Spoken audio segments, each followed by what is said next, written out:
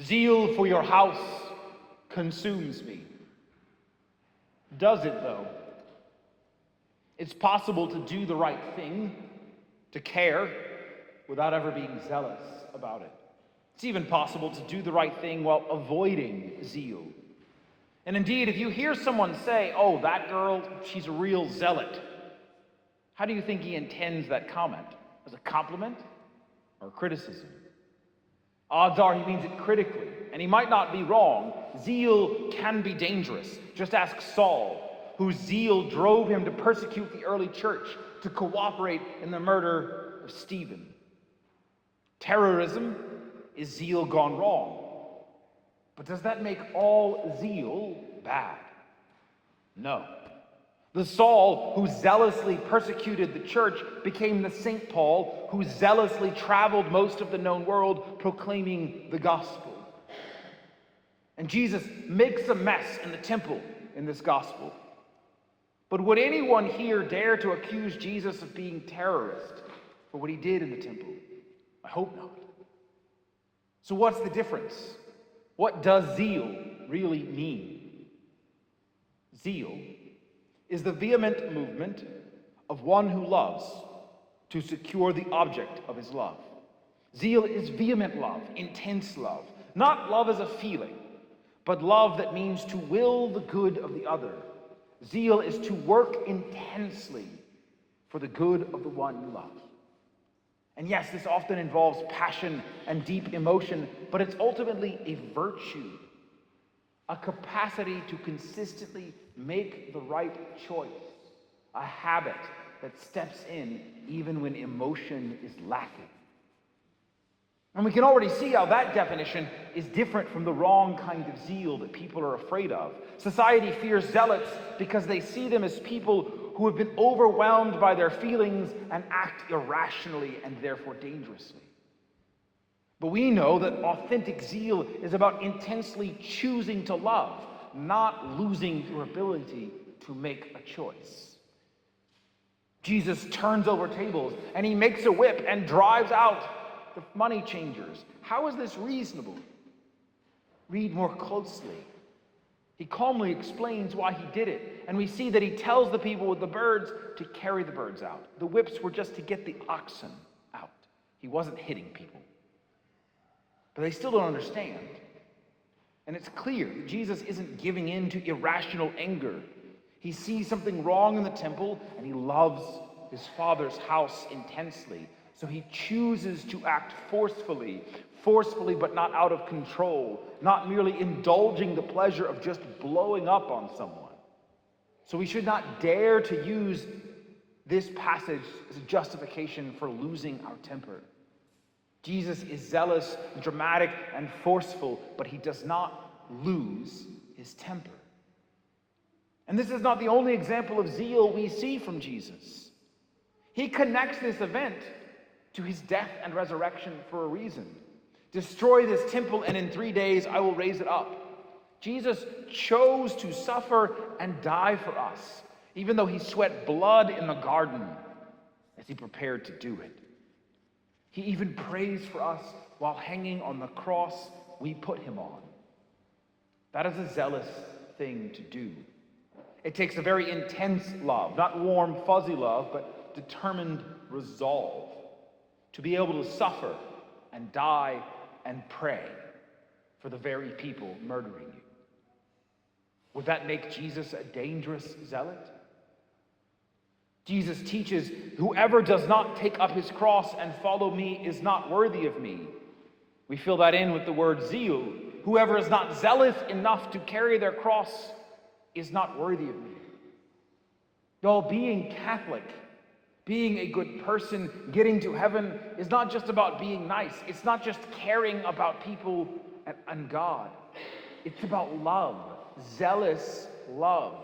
In heaven, there's no such thing as lukewarm love. Either your love is zealous or it doesn't exist. The opposite of love isn't hatred, but complacency, lukewarmness, indifference. And if you put all of this together, what do you get? The truth that either we learn to be zealous for God or we risk losing him altogether. So then how do we let zeal for God's house consume us? There's many ways, but I'll focus on one. Rest. Yes. In order to make your love more intense and zealous, you need to rest. That's a key part of why Jesus flips over the tables in the first place. These people are in God's house, a place of restful worship. And what are they doing? Work, commerce, profit seeking. We've just heard the 10 Commandments in our first reading. Most of them are a single verse or less. But the third commandment, keep holy the Sabbath, is 4 verses, a quarter of that entire reading. And how does God expect us to keep holy the Sabbath? You shall not do any work, either you or your son or daughter, your male or female slave, your work animal, or the resident alien within your gates. Rest for us, for our employees, and anyone else under our power. You are here at Mass, and that is awesome. The church is very clear that it's a mortal sin to miss Mass on a Sunday. But is that all we have to do? Does the commandment even mention going to church? It doesn't. Don't think I'm saying you can skip Mass and take a nap. It's not what I'm saying.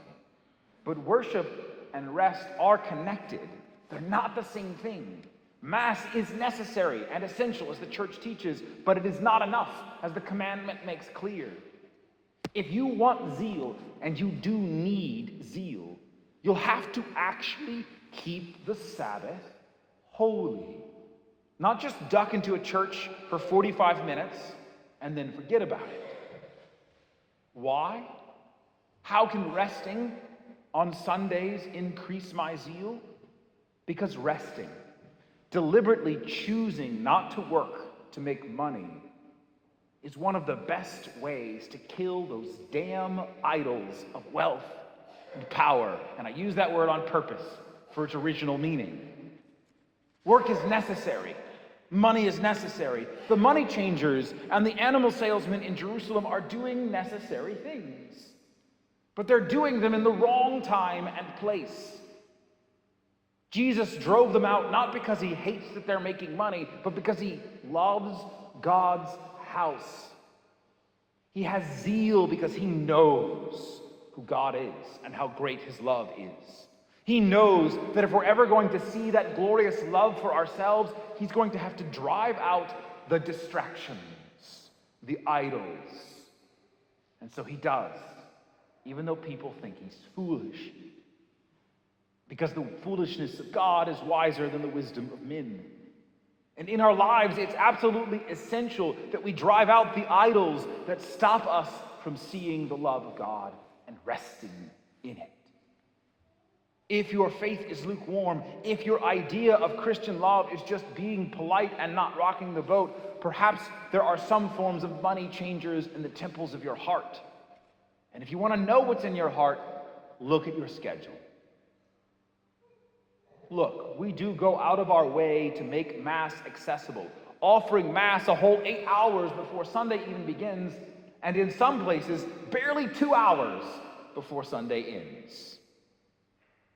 It's fine if you need these options to make it to Mass, but don't forget to truly keep holy the Sabbath, to rest in God's goodness. What does it mean to rest? God's not saying that you have to sit down and burn as few calories as possible. And Jesus very specifically forbids us from getting too obsessed and technical about it. So here's a good rule of thumb. Don't do any profitable work on Sundays if at all possible. The key here is to show to ourselves and to the world that something is more important than business, profit, and power, even if that makes us look foolish. Housework, childcare, emergency services, these aren't the problem. The problem is when we let the profit motive control our schedule on the one day a week when it should have no say at all. And if it's work on Sunday or lose your job or your business and die, that's different. If it's work on Sunday that directly and immediately provides rest to others, okay. But how many of us could make a stand?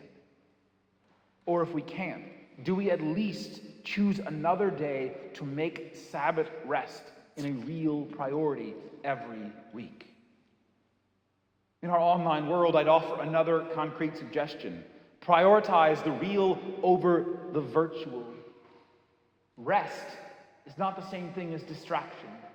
It is not the same thing as dissipation. It is not always the same thing as entertainment. To truly rest, shut off social media. Only watch truly beautiful things. Spend it with other people. Play games with people who are real to you and in your life. Spend time in nature. Get in direct touch with things that God made so that you can better experience God in your whole life. This isn't about work-life balance. This is a commandment to drive out the money changers robbing you of true sacred rest so that you can allow yourself to be consumed by the same zeal for God's house that drove Jesus to die for you.